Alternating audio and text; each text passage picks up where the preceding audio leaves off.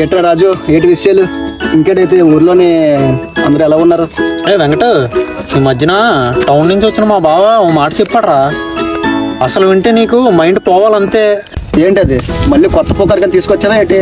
పుకారు కాదురా బాబు, టౌన్లో మనుషులు పనిచేయ అవసరం లేదట.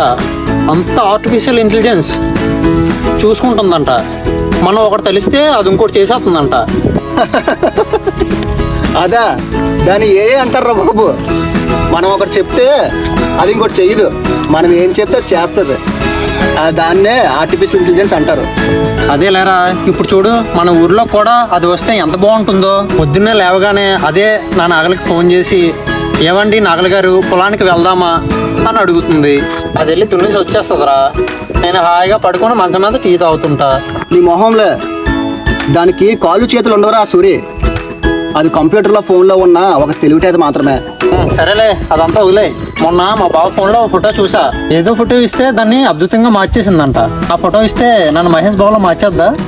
నిన్ను మహేష్ బాబులో చేయడం ఆ ఏఐ కూడా సాధ్యం కాదురా సూరి.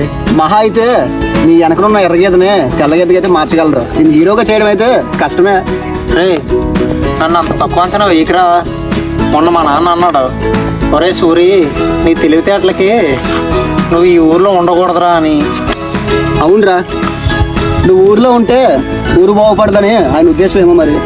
పోరా, నీతో మాట్లాడమే వేస్ట్. వెళ్ళి ఏతోనే మాట్లాడతా, అది కనీసం ఏరా స్వామి అంటది. నువ్వు చూడు, ఎప్పుడు ఎక్కిరిస్తూనే ఉంటావు అలాగనా. సరే సరే, కోపాడుకో. ఆ ఏ సంగతి పక్కన పెట్టిగానే ముందు పొలానికి వెళ్ళి కలుపు మొక్క పేకాలి. ఏ రాదు, మన చేతిలో రావాలి రా.